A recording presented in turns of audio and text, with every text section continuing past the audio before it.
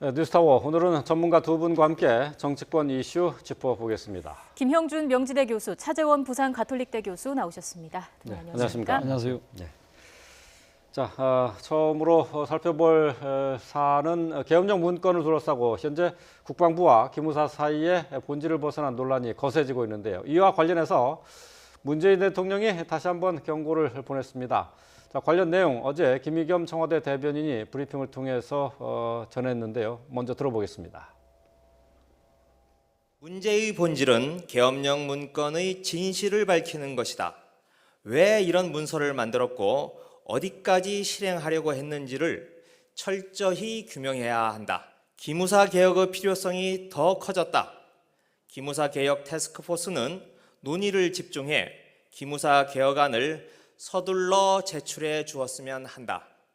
송영무 국방장관을 비롯해 계엄령 문건 보고 경위와 관련된 사람들에 대해서도 잘잘못을 따져보아야 한다.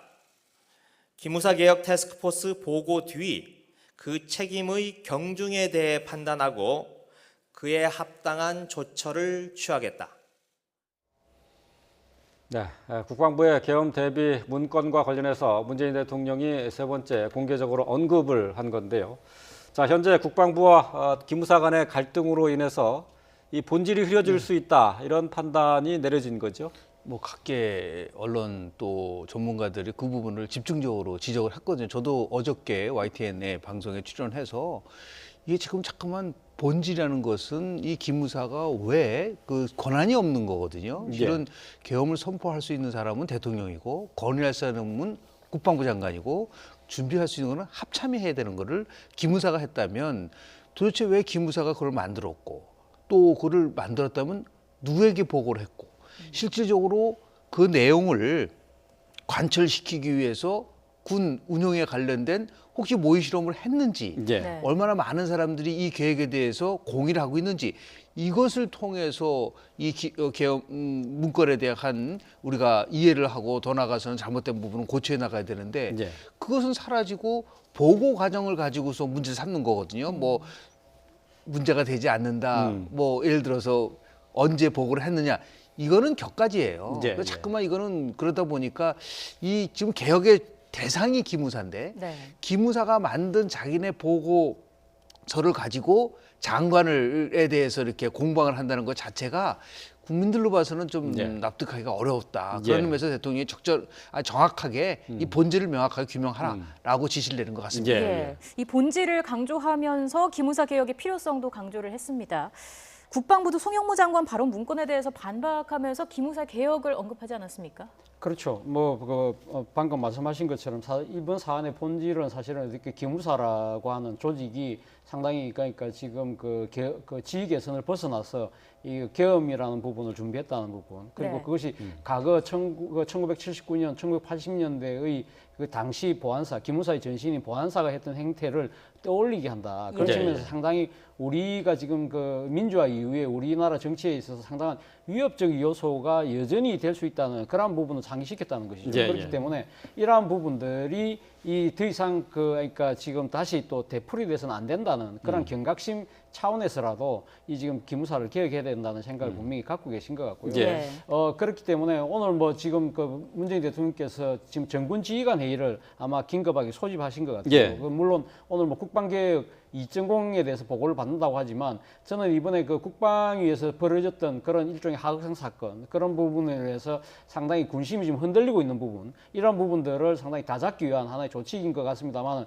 그 앞서서 제 생각에는 어제 그런 이 기무사에 대한 개혁을 강하게 주장을 하심으로써 그러니까 기무사 개혁과 아울러서 국방개혁에 대해서도 상당히 그러니까 이 끈을 놓지 않겠다는 그런 의지를 다시 확인한 것이 아닐까 하는 생각이 듭니다. 문재인 대통령이 이제 이 본질인 기무사 개혁에 대해서 다시 한번 강조를 했습니다만은 하지만 그 문건 보고 과정에서 기무사와 국방부가 벌였던 이 갈등에 대해서도 이 송 장관을 비롯해서 관련된 사람들에 대해서 어떤 책임이 있는지 이것도 따져봐야 된다 이렇게 얘기를 했어요. 그건 뭐 당연하죠. 왜냐하면 이게 처음 불거진 거는 올해 3월 16일 날 현 이석구 기무사령관이 국방부 장관한테 보고를 했는데 그 내용도 지금 뭐 5분 보고했느냐 아니면 뭐 놓고 가라 그랬다 충분히 보고했다 이 보고 경위와 관련돼서 지금 문제가 되고 있거든요. 예. 그다음에 송영무 국방부 장관은 이거를 올해 4월 30일 날 임종석 비서실장에게 스쳐 지나가는 듯이 그냥 얘기를 했었다. 네. 그리고 6월 말에는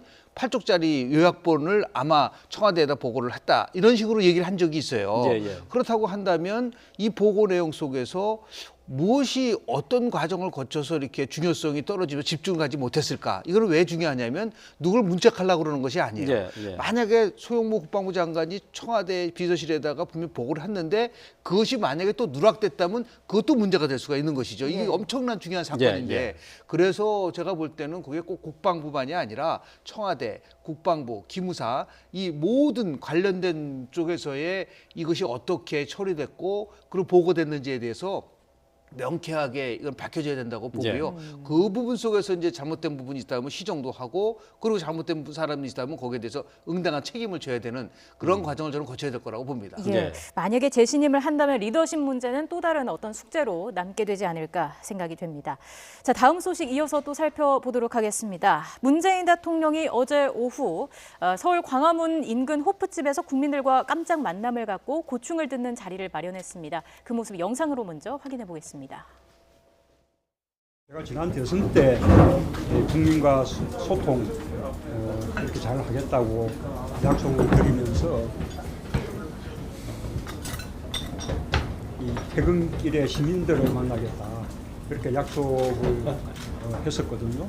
요즘 뭐 최저임금 또 노동시간 또 우리 자영업 그리고 또 고용 이런 문제들에 대해서 아주 심각하게 이야기하고 있는 그런 상황이어서 그런 말씀들 듣고자 자리를 마련했습니다.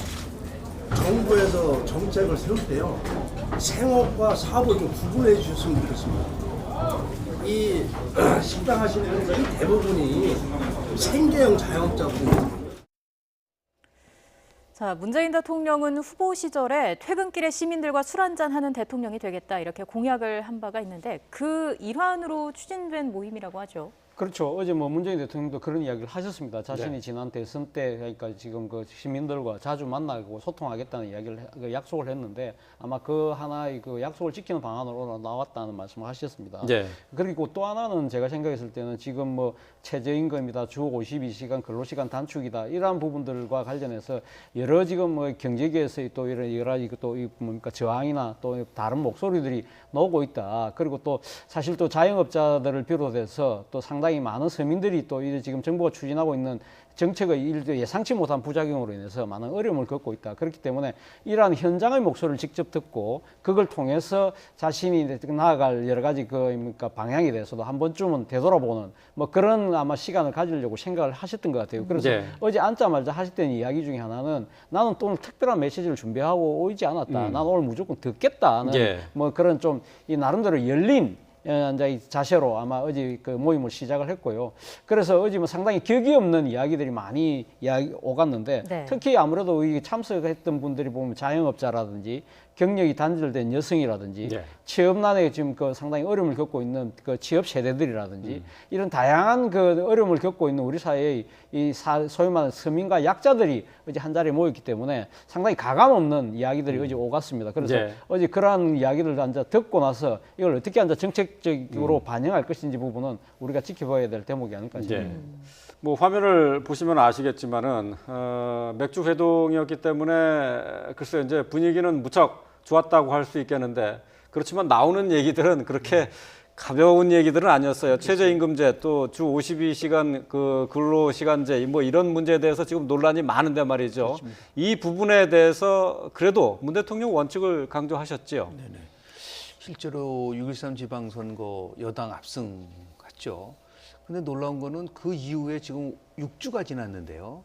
오늘 아마도 한국갤럽이 여론조사 결과를 발표할 것 같은데요. 예. 지금 계속 지속적으로 대통령 구정 지도가 하락하고 있어요. 예. 근데 제가 그 부분을 같이 면밀히 분석을 해보니까 가장 많이 떨어진 계층이 3개 계층이었었는데요. 하나는 오히려 저소득층입니다. 저소득층. 저소득층에서 굉장히 많이 떨어졌어요. 네. 평균보다 아니 어마어마하게 많이 떨어져 있습니다. 예. 두 번째 많이 떨어진다. 주부층입니다. 예. 그러니까 주부들은 왜 그러냐면 경기가 가장 민감한 계층이죠. 세 번째 많이 떨어진다 자영업자층이거든요. 아. 그 이 3대 계층에서 지금 힘들다고 목소리를 내는데 네. 대통령이 이제 쭉 만나서 얘기를 이제 들은 부분이 있는데요. 우리 정치학적으로 얘기하면 정책이 형성되는 게 크게 4단계를 거칩니다. 정책 입안 단계, 막 얘기를 듣고 두 번째 결정 단계, 실행 단계, 중요한 게 평가 단계예요. 아무리 정책을 만들었다 하더라도 좋은 정책이라 하더라도 실질적으로 이 정책이 펼쳐지는 과정 속에서 제대로 정책이 되고 있는지 효과를 내고 있는지 예. 만약에 이 평가 부분을 무시해버리면 그게 바로 행정 독주적 사고에 빠져버리는 거예요. 예. 네. 그러니까 대통령이 이거는 굉장히 잘하고 있는 거예요. 그러니까 저는 그 만지탄에 좀 있어요. 왜냐하면 네. 수시로 만나야 되는 거죠. 현장의 목소리를 듣고 왜 우리 정책이 근본 방향은 좋은데 효과가 나오지 않는가? 혹시 방식에서 문제가 있는 것이 아니냐? 만약에 있다고 한다면 이것을 어떻게 빠르게 우리가 조정할 것이냐? 이런 부분들이 저는 실은 청와대 수석 비서관 회의라든지 아니면 국무회의 전선에서 나와야 된다. 네. 그러니까 그냥 문서를 가지고 있는 것이 아니라 예, 예. 대통령이 직접 현장에서 들은 목소리를 가지고 이렇게 정부의 정책으로 전환시킬 수 있는 저런 기회가 저는 많아져야 될 거라고 저는 봅니다. 예. 예. 어쨌든 뭐 현장에서 지금 뭐 이제 지지율 문제 말씀하셨는데 지금 최저임금제 문제나 또 주 52시간 근로제 이거 자체가 지금 지지율에 영향을 미치고 있는 부분이고 문 네네. 대통령이 그걸 현장의 목소리를 직접 경청하기 위해서 나선 것은 평가할 만한 부분이고 그렇습니다. 또 그래서 정책의 어떤 변화도 기대할 수 있다 이렇게 변화를 보시나요? 해야죠. 이거 예. 왜냐면요. 그 5년 단임제 대통령제 속에서의 그 역대 대통령 과정을 보면요. 1년 6개월 동안은 잘 버팁니다. 예, 예. 그런데 1년 6개월이 지나면은 그다음부터는 국민들이 뭘 가지고 평가를 하냐면 경제를 잘했느냐 못했느냐를 가지고 평가를 하거든요. 그러니까 이제 지금 이제 8월 달이니까요. 곧 8월 달이 되니까 한 4, 5개월 동안 연말까지는 집중적으로 이 경제, 특히 민생 경제를 끌어올리지 못하면 지금 얼마나 어렵습니까? 예. 무역 전쟁이 있죠. 또 환율 문제도 있죠. 또 유가 문제도 있죠. 이게 굉장히 첩첩산중이기 때문에 이 문제를 대통령이 잘 인지를 해서 나가야 되는데 중요한 것은 뭐냐면 과거에도 참여정부 때도 그랬지만 방향이 좋기 때문에 방법은 서툴러도 된다 그런 인식이 돼서는 안 됩니다. 예, 예. 네. 방향과 방법이 조화를 이뤄나갈 수 있어야 되는 그런 부분 속에서 근로시간 52시간의 단축 문제는 이제 왜 이게 굉장히 큰 강도가 세냐면 자기 소득과 연관이 되기 때문에 예, 그래요. 예. 근로시간이 줄어들으니까 소득이 줄어들고 소득이 줄어들다 보니까 소비가 줄어들고 소비가 줄어드니까 이제 경제가 어려워지는 이러한 구조로 지금 가고 있거든요. 예. 이 부분에 대해서 아마 좀 의미 있는 대책이 나와야 될 거라고 저는 봅니다. 예, 예, 말씀해 주신 것처럼 현장의 목소리를 어떻게 정책에 녹여내야 할지 이 부분에 대한 깊은 고민이 필요할 것 같습니다. 자, 지난 23일에 별세한 정의당 노회찬 의원의 연결식이 잠시 뒤에 엄수가 됩니다. 30년 진보 외길의 여정이 오늘 마무리가 되게 되는데요. 자, 저희가 생중계로 영상을 또 준비를 해서 생중계를 연결을 해서 또 전해드리도록 하겠습니다. 네. 일단 오늘 아침 9시에 세브란스 병원에서 발인식이 있었고요. 조금 전에 이제 국회로 출발을 했는데요. 지금 장면은 앞서서 세브란스 병원에서 발인식을 할 때의 모습을 저희가 보여드리고 있습니다. 네. 자, 정의당에 따르면 노회찬 원내대표 장례 마지막 날인 오늘 오전 9시 발인식을 거쳐서 오전 10시부터 국회 본청 앞에서 연결식이 열리게 됩니다. 연결식에 앞서 고인의 영정사진을 들고 서울 여의도 당사를 방문하는 절차도 마련됩니다. 네. 자, 30년 진보 외길의 여정을 이제 오늘 마무리하게 되는데요. 글쎄요, 많은 분들이 안타까운 마음으로 어제 추모제에도 참석을 했습니다마는 진보 정치인으로서의 외길 그동안 참 여러 가지로 많은 화제를 뿌리면서 우리 정치에 희망을 줬다라는 평가를 받았는데 말이죠. 정의당의 노회찬 의원, 그래서 많은 분들이 기억을 하고 있습니다만은 지금 어쨌든 여러 가지로 이제 촌철살인으로 정치권에서 무거운 주제도 가볍게 생각할 수 있는 기회도 줬고요. 또 정치에 대해서 다시 한번 생각해 볼 수 있는 기회를 제공을 했었던 정치인이었는데 여러 가지로 좀 아쉬움이 좀 많이 남는 부분이 있습니다. 진보 정치의 큰 별이 진 거죠. 저는 이제 정치인에 대한 평가를 여러 각도에서 보는데 자질의 면에서 본다고 한다면 몇 가지 중요한 부분들이 있어요. 그러니까 네. 얼마나 소신을 갖고 정치에 임하느냐. 그러니까 타협을 모르는 거죠. 조금 전에 우리 화면에 나왔지만 삼성 엑스파일 같은 경우에 전현직 검사 7명의 이름을 폭로한 거죠. 그렇죠. 그러면서 의원직을 상실했다. 그거 보통 같으면 쉽지 않거든요.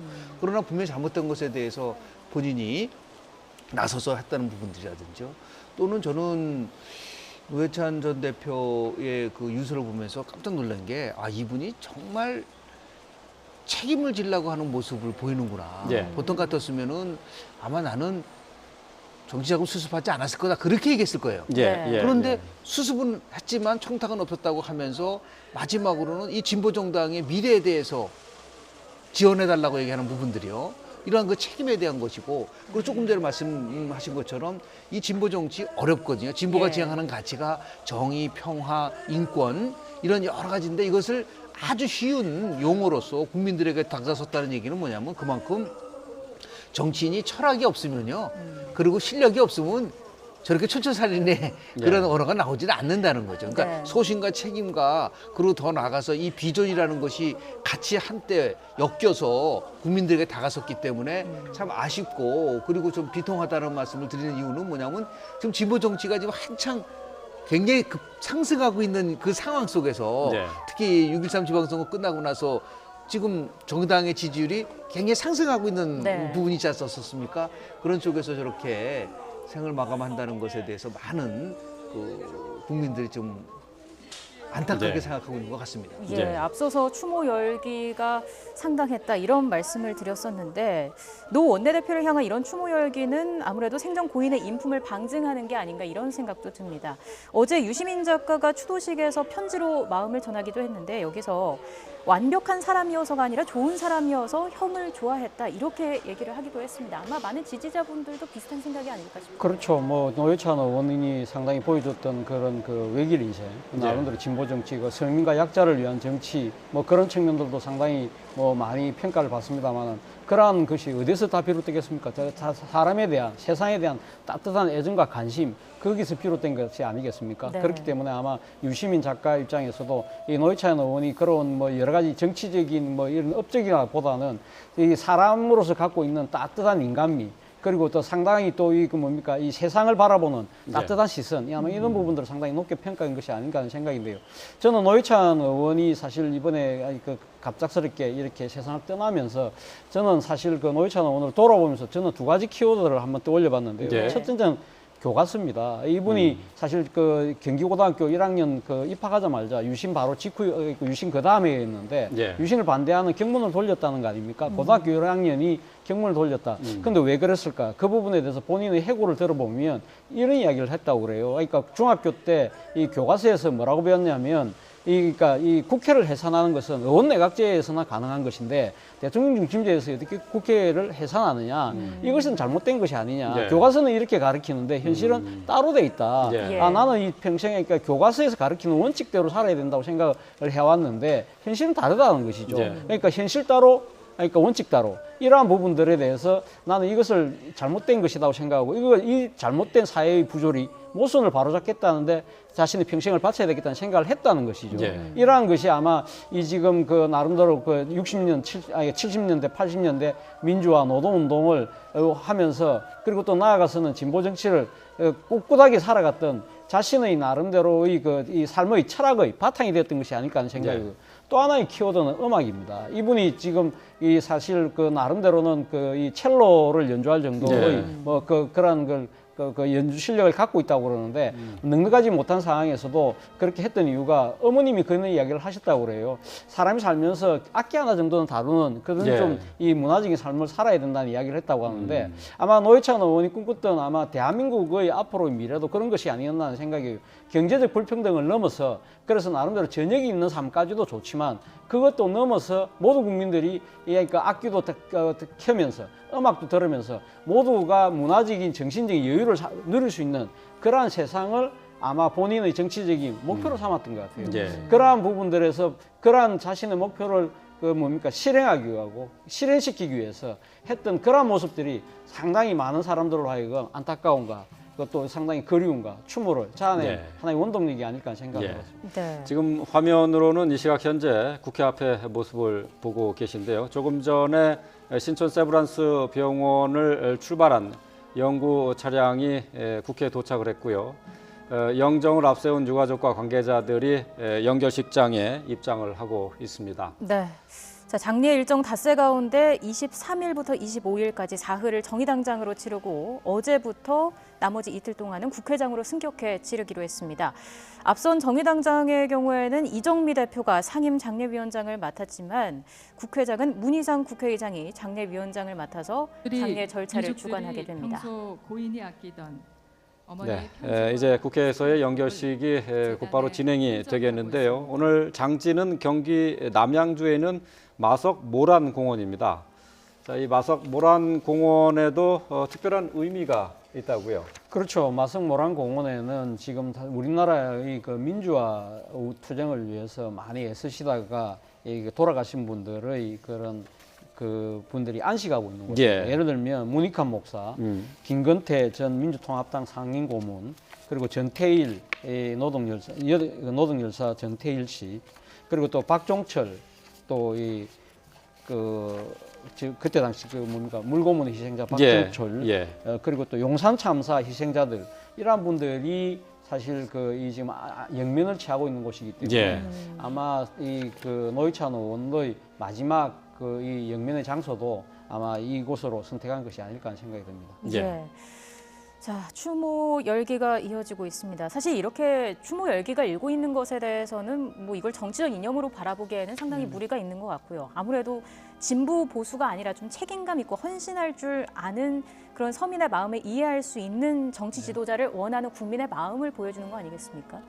진보 정치를 넘어서서 저는 좋은 정치가 어떤 것인가를 노회찬 전 의원이 보여준 것 같아요. 네.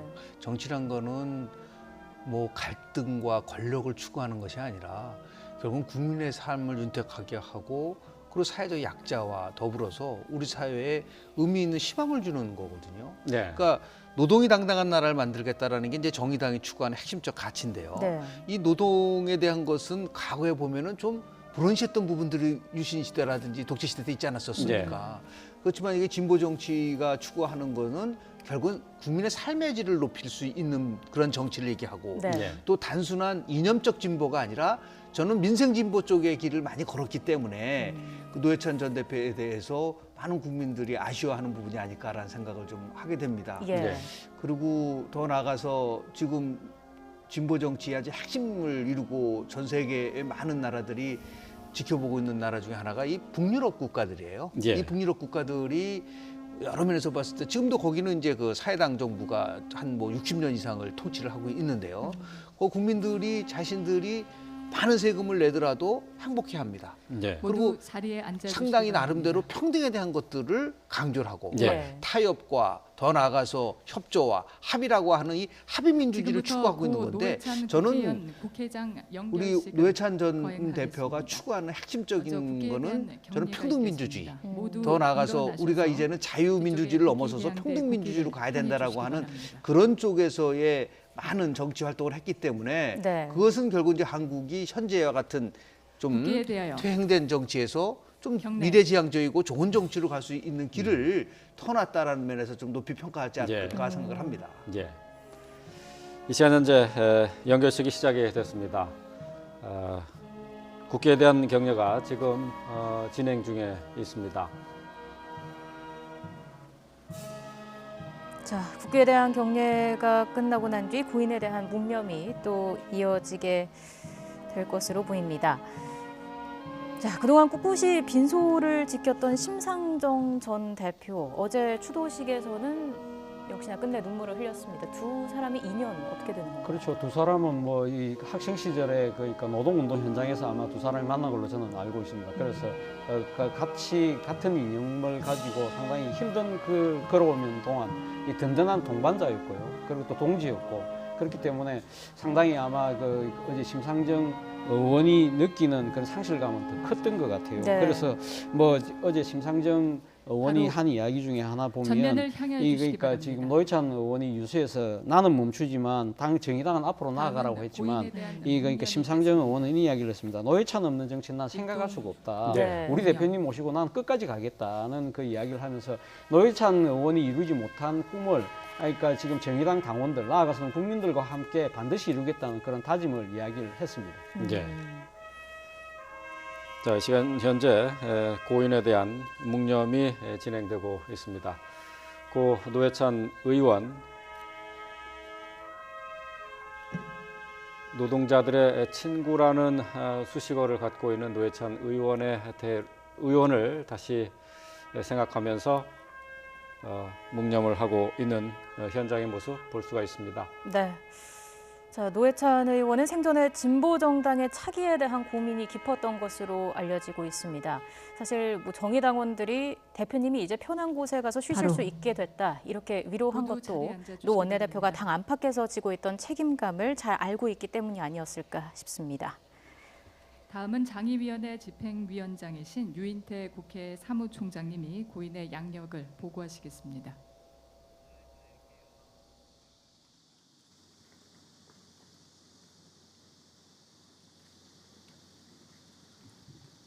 고 노회찬 국회의원님의 양력을 보고드리겠습니다.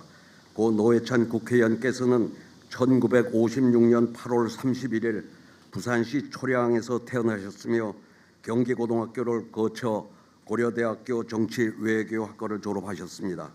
고인께서는 고교 재학 시절인 1973년 유신 독재 반대 민주화 운동에 나서는 등 청년 시절부터 민주주의에 대한 투철한 신념과 불의에 맞선 정의감이 넘치는 분이셨습니다.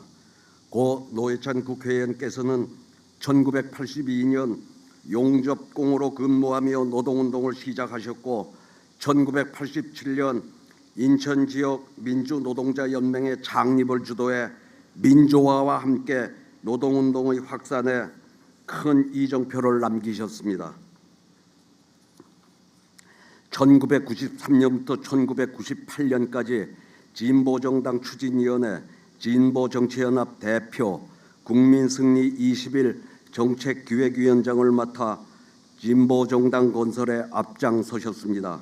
고인께서는 2000년 민주노동당 창당을 이뤄내시고 이후 부대표, 서울시당위원장, 사무총장을 역임하셨으며 2001년 전국구 방식의 국회의원 선출제에 대한 위헌 판결을 이끌어냄으로써 정당 정치 발전에 크게 기여하셨습니다. 고 노회찬 국회의원께서는 2004년 총선 당시 정치개혁과 진보정당의 원내 진출 필요성을 역설하셨으며 제17대, 제19대, 제20대 국회에 걸쳐 총 3차례 국회의원으로 당선되셨습니다. 고인께서는 2004년 호주제 폐지를 위한 민법 개정안과 2007년 장애인 차별금지법 제정안을 발의하여 여성과 장애인의 권리 확대에 큰 획을 그었습니다. 2005년에는 안기부 불법 도청 녹취록의 검사 명단을 공개함으로써 재계와 검찰 사이의 부정한 결탁을 끊어야 한다며 사회적 경종을 울리셨습니다. 또한 사법부의 전관예우 실상을 낱낱이 드러냄으로써 사법개혁을 촉발시키셨고 노동자, 농민, 중소자영업자 등 사회적 약자들을 대변해 열정적인 의정활동을 펼치셨으며 2007년과 2017년 백봉신사상 등 많은 상을 수상하셨습니다. 특히 고인께서는 2006년부터 10여 년 동안 신용카드 가맹점 수수료 인하를 위해 앞장서셨으며 제도 개선을 이끌어내는 성과를 남기셨습니다. 고 노회찬 국회의원께서는 10년 동안 매일 노동뉴스 발행으로 활동하셨으며 조선 왕조실로 유인태 국회 판서위원으로서 사무총장으로부터 열정을 다하시는 등 고 노회찬 정치 의원이 활동의 어떤 여러 삶을 분야에서도 살아왔는지, 어떤 사회의 정치 발전에 이력을 기여하셨습니다. 걸어왔는지 고인께서는 하나하나 노회찬과 짚어보고 함께 있는 있습니다. 조선 왕조실로 노회찬 의원과 힘내가 관련해서는 진달래, 글쎄 이제 가장 그 노회찬과 눈에 띄는 삼성 것이 엑스파일, 의원직을 진보의 잃게 된 게 이제 재탄생, 삼성 엑스파일 공개 대한민국 아니겠습니까? 진보 그렇죠. 어디로 이 가는가는 공개 자체가 다수의 그런 조서를 위험성이 있다는 남기셨으며 것을 알면서도 유족으로는 부인 공개했다고 봐야 김지선 되겠죠. 여사와 그렇죠. 앞서 동생 그 유인태 사무총장 해건님이 양력 있습니다. 보고에도 나왔습니다만 이상으로 그 양력 노회찬 보고를 의원의 마치겠습니다. 그런 이 안기부 엑스파일, 특히 삼성이 뜻값을 줬다는 부분, 예. 그러니까 전현직 검사들에게 당시에 그러니까 다음은 장의위원회 이 위원장이신 검찰 문희상 고위직들에게 국회의장님의 엄청난 돈을 연결사가 건넸다는 있겠습니다. 부분에 대해서 그때 삼성 엑스파일에 거론됐던 이 검사들의 실체 그러니까 예. 명단을 발표한 부분에 대해서 상당한 파장이 일었었죠. 그래서 앞서 이 유인태 사무총장이 이야기했다시피 우리는 네. 예. 뭐 말씀 중에 뭐 좀 말이 좀 끊겼는데요. 지금 연결사는 문희상 국회의장이 하겠습니다. 연결사를 좀 들어보도록 하겠습니다. 노회찬 의원님, 이곳 국회에는 한여름 처연한 매의 울음만 가득합니다. 제가 왜 이 자리에 서 있는 것입니까? 어떻게 하다가 이 자리에서 노회찬 의원님을 떠나보내는 연결사를 읽고 있는 것입니까? 태양빛 가득한 계절이건만 우리 모두는 어두운 터널에 들어선 듯 참담한 심정으로 모여 있습니다. 둘러보면 의원회관 입구에서 본청 입구에서 노회찬 의원님의 모습이 보일 듯 합니다. 삶에 대한 치열한 고민 속에서도 여유 가득한 표정의 우리 동료 노 의원님을 만날 것만 같습니다. 실감이 나지 않습니다. 믿고 싶지 않습니다.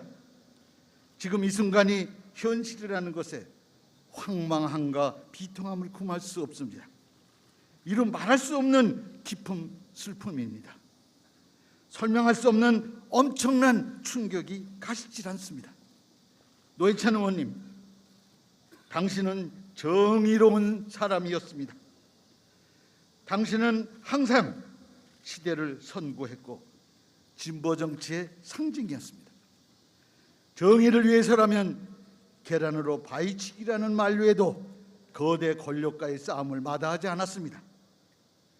마지막 남긴 메시지에서도 노동자의 삶을 함께 아파했고 사회적 약자의 승리를 함께 기뻐했습니다. 정치의 본질이 못 가진 자, 없는 자, 슬픈 자, 억압받는 자 편에 늘 서야 한다고 생각했던 당신은 정의로운 사람이었습니다. 노회찬 의원님, 당신의 삶은 많은 이들의 이정표가 될 것입니다. 경기고등학교 재학 시절부터 서술 슈퍼로튼 유신에 항거했습니다. 보장된 주류의 편안한 삶 대신 민주주의와 노동 현장에서 온몸을 던져 투쟁하셨습니다. 낡은 구두, 오래된 셔츠, 넥타이가 말해주는 대중정치인의 검소함과 청렴함은 젊은 세대에게 귀감이 되었습니다. 한국 정치사에 진보 정치와 생활 정치의 깃발을 세워 사회적 약자와 노동자, 서민의 버팀목이 되주셨습니다. 눈 덮인 들판을 걸어갈 때 함부로 걷지 마라. 오늘 내가 가는 이 발자취는 뒷사람이 이정표가 된다. 마치 이 말씀을 온몸으로 실천하듯 불의와 타협하지 않고 권력에 굴복하지 않았으며 명예를 중시하고 신중했던 삶이었습니다. 당신의 삶은 많은 이들의 이정표가 되기에 부족함이 없습니다.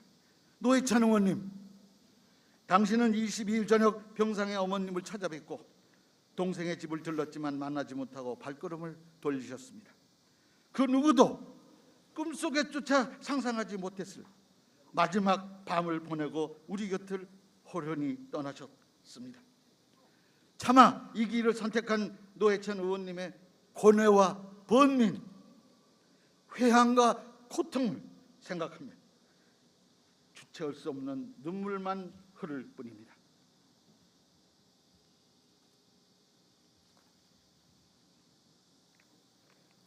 노회찬 의원님, 이제 평생을 짊어지셨던 무거운 짐을 내려놓고 영원한 평안을 누리십시오.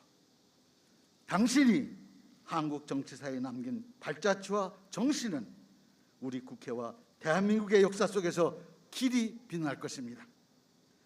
부디 영면하소서. 2018년 7월 27일 장의원장 국회의장 문희상. 네, 문희상 국회의장의 연결사가 있었습니다. 노동계 출신 진보 진영의 별로 오랜 시간 대중의 사랑을 받아왔던 노회찬 의원, 우리 정치권에 남긴 족적도 뚜렷합니다. 그렇습니다. 기억에 남는 몇 가지 좀 짚어주시죠. 가장 핵심적 사항은 이제 일관성에 대한 정치예요. 네. 그러니까 많은 정치인들은 시류에 따라서 왔다 갔다 하는 경우가 많았지 않았었습니까? 그런데 노회찬 전 의원 같은 경우는 정말 진보 운동과 더불어서 노동운동이라고 하는 이 두 축을 중심으로 해서 대한민국 정치 큰 족적을 남겼다고 볼 수가 있는 것이죠. 네. 특히 노동운동과 이제 조사가 진보운동 하면 이제 있겠습니다. 빠질 수 없는 먼저 것이 이정미 사회적 전 약자를 대표님이 어떻게 조사를 보담아 줄 수 있느냐라는 하셨습니다. 문제죠. 우리 사회가 그동안 너무 산업화 과정을 거치면서 양극화가 심화됐는데 이런 불평등 구조가 영속화된 것을 법을 통해서 이제 막는, 저는 오히려 이 장면을 보면서 왜 국회장을 해야 되느냐는 것에 대해서 네. 참 의미를 둡니다. 그러니까 우리 사회가 요구하고 새로운 사회 변화를 줄 수 있는 것은 결국은 법을 통해서 만드는 건데 네. 노회찬 전 의원께서 그것을 몸소 실천하는 그 바로 장소가 국회거든요. 네. 최근에 특활비와 관련돼서도 이 개정을 해야 된다는 것을 제기했었던 도 국회고, 그래서 이 노회찬 의원이 추구하는 여러 가치가 결국은 법으로서 만들어져서 현실화될 수 있는 그런 계기를 만들 수 있다는 점에서 저는 국회장은 참으로 의미가 있다고 저는 봅니다. 네. 오늘 뭐 이 연결식에는 많은 정치인들이 와 있는데 말이죠. 바로 이제 그런 점에서 노회찬 의원이 추구했던 정치를 바로 해야 될 사람들이 바로 지금 현재 국회의원들을 비롯한 많은 정치인들 아니겠습니까? 다시 한번 노회찬 의원의 정치의 신념을 생각해보는 그런 계기가 되지 않을까 싶어요. 그렇죠. 사실 뭐 노회찬 의원이 의정 활동을 하는 동안에는 뭐 상당히 대책점에 있었던 많은 또 정치인들이 있었지 않습니까? 네. 그러나 노회찬 의원이 상당히 비극적인 선택으로 이렇게 안타까운 그게 세상을 떠나고 난 뒤에는 여야 정치권이 상당히 여야라는 정파적 이익이나 또는 뭐 진보와 뭐 보수라는 그 이념적 그런 구분 없이 다 한마음 한뜻으로 노회찬 의원이 그 생전 추구했던 그런 가치나 이상에 대해서 상당히 그 뭔가 그 지지와 격려를 보냈던 것이거든요. 그렇다고 한다면 앞으로 지금 노회찬 의원이 이제는 뭐 세상을 떠났습니다만은 그 노회찬 의원이 그 꿈꿨던 대한민국, 그 노회찬 의원이 그 추구했던 진보의 정치, 생활 정치, 민생의 정치 이런 부분들에 대해서는 아마 여야가 사실 상당히 그 함께 머리를 맞대고 논의할 수 있는 좋은 또 하나의 계기를 마련해 준 것이 아닐까 하는 생각이 듭니다. 예. 노회찬 의원의 비보를 듣고 많은 분들이 정치를 다시 한번 생각하게 됐던 것 같습니다. 정의당을 입당하는 사람들도 늘었고 또 후원금도 늘었다고 하는데 말이죠. 노회찬 의원의 이 비보를 계기로 해서 정치를 다시 보게끔 하는 그런 어떤 자각하는 역할도 좀 했다고 볼 수가 있겠어요. 그리고 정치학의 용어로 정당 일체감이라는 용어를 쓰는데요. 특정한 정당에 대해서 오랫동안 갖고 있는 당파적 태도, 귀속의식을 우리가 정당 일체감이라고 합니다. 네. 그런데 그 정당 일체감이 이제 정의당에서 갖고 있는 일체감이 점점 늘어나는 것이죠. 일체감이 늘어나야지만이 많은 사람들이 그 정당에 가입을 하는 건데요. 예. 바로 조금 전에 발표한 한국갤럽이 7월 24일부터 26일까지 전국 1,002명을 상대로 해서 여론조사한 내용인데요. 예. 그러니까 95% 신뢰수준 플러스 마이너스 3.1%라는 것을 말씀을 드리고요. 예. 네. 오늘 정당 지도를 보면은 자유한국당과 정의당이 같습니다. 아, 그래요? 그러니까 지금 112석을 갖고 있는 자유한국당과 6석에 불과한 5석이 됐지 않습니까? 정의당이 11%를 갖다라는 것이 갖고 있는 함축성이라는 것은 그만큼 진보 정당이 앞으로 더 발전해 나가라고 하는 그런 부분 속에서 노회찬 전 대표가 유소에서까지도 자기는 멈추지만 진보 정당, 특히 정당은 앞으로 나가야 된다라는 그런 것들이 많은 국민들로 하여금 이제는 떳떳하게 내가 진보 정당에 가입을 해서 진보 정치인으로서의 길을 가겠다라는 것을 보여주는 상징적인 부분들이거든요. 네. 이게 아마 오늘 발표가 나왔지 다음 주가 되면 잘못하면 역전 현상이 나올 수가 있는 그런 것들은 결국 노회찬 전 의원께서 평생을 외길 30년 진보 정치를 펼쳤었던 것에 하나의 반영이 된 것이 아닌가라는 생각을 합니다. 예. 35도로 웃도는 폭염 속에서도 조문객들은 끊이지 않았습니다. 그동안 얼마나 큰 사랑을 받아왔는지 가늠케 했는데요. 오늘 연결식이 마무리되면 이제 마석 모란공원에 안치되는 것을 끝으로 세상과의 이별을 마무리하게 됩니다. 네, 자 노회찬 의원의 연결식 현장 장면을 함께 보셨는데요. 노회찬 의원의 비보를 계기로 해서 국민들이 원하는 정치가 무엇인지 또 국민들이 사랑하는 정치는 어떤 모습인지 다시 한번 생각하는 계기가 되지 않았나 싶습니다. 네, 지금까지 김형준 명지대 교수, 차재원 부산 가톨릭대 교수와 함께했습니다. 두 분 고맙습니다. 고맙습니다.